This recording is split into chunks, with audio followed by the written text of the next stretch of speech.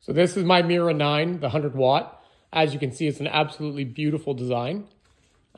Way nicer than pretty much any of the other machines, I think. Bit dirty, but it's well used. So some of the features that are amazing about this machine that you won't see in like the Thunder and stuff is, first of all, the gantry. Everything's enclosed, so there's no belts or anything that are exposed. So as you can see, this is covered. The gantry is covered. Beautiful lights. That's one of the features that are only available in some of the higher end, like Epilogue or Trotec. But for this price range, it's unheard of. So as you can see, like on my Thunder, everything's exposed. You got your belt, another belt, the belt's here. It just gets dirty. So on the Aeon, nothing's exposed. Everything's enclosed. That's a beautiful feature. So another great thing about the Mira is there's no external components. Now, I did put an external compressor, and the reason for that is I get amazing, super clean cuts. I don't need to mask. It's great. And it's a super easy install. I've got a video on YouTube. It's literally just, you get this piece here, buy the compressor, plug this, put that in the machine, you're done. And literally, that's it. But as you get, that's not required to run the machine. So on the Thunder, the water chiller is external. The compressor's sitting on the floor. There's a fan over on the other side. Everything's external on the Thunder. So as you can see, the Thunder's like way far out from the wall. The Mira I've got right up against the wall because there's nothing external. I wanted to hide the stuff behind the Thunder. So that's a big thing for me as well, between the Thunder and the Aeon. So one of the other things that I actually really like about the Aeon is the autofocus pin. Now some people complain, oh, this thing gets bent, and that's true. This thing can get bent if you get a little snag on here as the gantry moves. It'll kind of break or bend your autofocus pin. But they are super easy to replace, and I do prefer it over, like, for example, what the Thunder has, which is kind of like a garage door opener. The laser here reads across to that laser over there and gives you the thickness of the wood. But the problem is any warping in the wood, I just find it kind of wonky sometimes. And I find myself having to use manual focus, which is like using my little tool here. And everything I run, I manually focus it. But on the Aeon, I literally just go over here, I press this little button here, come down to autofocus, and watch. It depresses the pin, knows the thickness of the material, and up. So just, I guess, maybe a personal preference. So this is called Lightburn, and it's the interface you use to run the lasers, pretty much all the lasers, Thunder or Aeon. But I actually don't design in Lightburn. Everything I do is in Illustrator, or if you want to use Silhouette, Inkscape, whatever you use, keep using that. And I just plop and drop the artwork. So I imported this little monogram design. And basically, just like Glowforge, I'm gonna go over here to my cuts and layers, and I'm gonna put my speed and power in.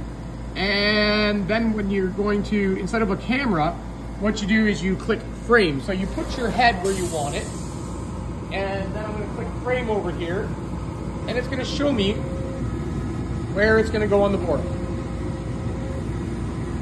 So there's other ways you can do the framing and stuff, but that's pretty much it. So let me show you this thing cutting. So this is actual speed here. I probably could have actually went faster, but you can see it's much, much faster than the Glowforge. And super clean cuts. I won't really need to sand this at all. That's because of the add-on compressor that I put on, which was only like $200 or something like that. And the way that Aeon actually puts some revisions on the inside, it's a really simple install. You can check it out in the video I made. But yeah, we'll let this thing cut. You get the idea here. And then I'll show you an engrave, and away we go. So there you go. We cut that in 1 minute and 56 seconds. Let's have a look what we got here. As you can see, it's really clean. Not much char at all. It looks really good. So I won't have to sand this, nothing. I didn't mask it. I can just give it a, well, I will give it a light sand and stain, and that's pretty much it. So just pull my little pins here.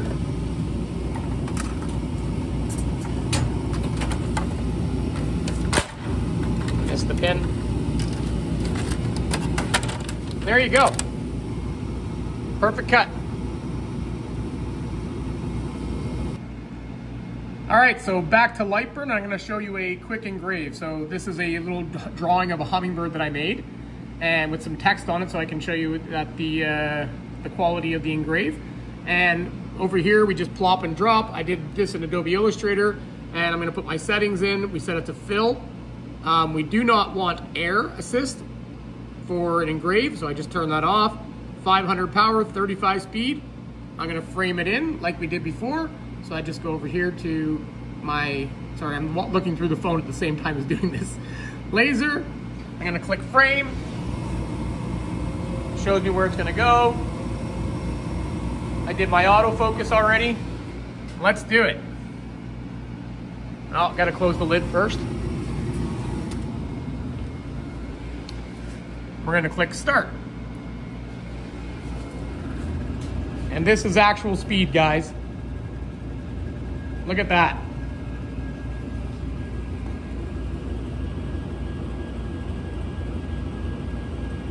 It's really fast. So it has a really fast acceleration because the head is very light. And that's what makes the Mira engrave pretty quick. So a little faster than Glowforge. So we'll take this out when we're done and let you have a look-see. All right, we are done. So let's have a look.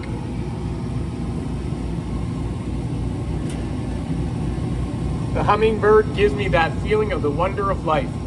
So you can see that this is actually very small text, but it's very clear, very nice engrave.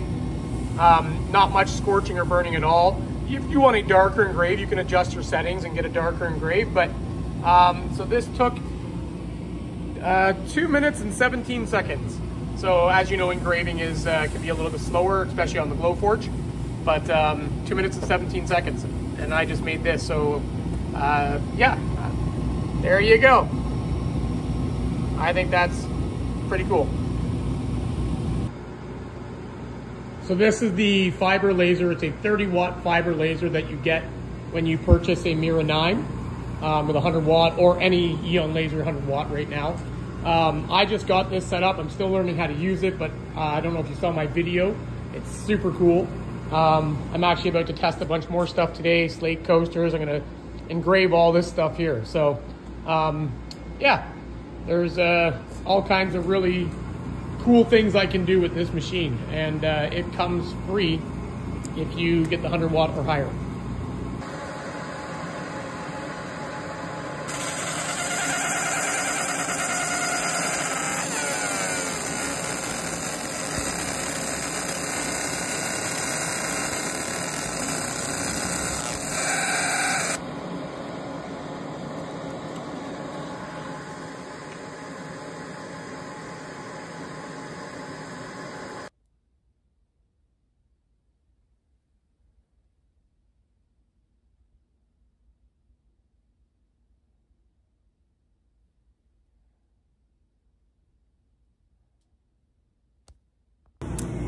There you go, guys. I'm just in my shop. My hair looks phenomenal. Didn't do it, didn't do anything. Just thought I'd give you guys a quick video walkthrough of my Mira 9 for anyone that wanted to see it, because I've been getting a lot of requests to do that, and I have been doing one-on-one calls showing people, so thought maybe others would be interested in as well that are interested in upgrading, especially with the current Aeon promotion that you get the fiber laser for free. So if you find it useful, awesome. I'm gonna go brush my hair.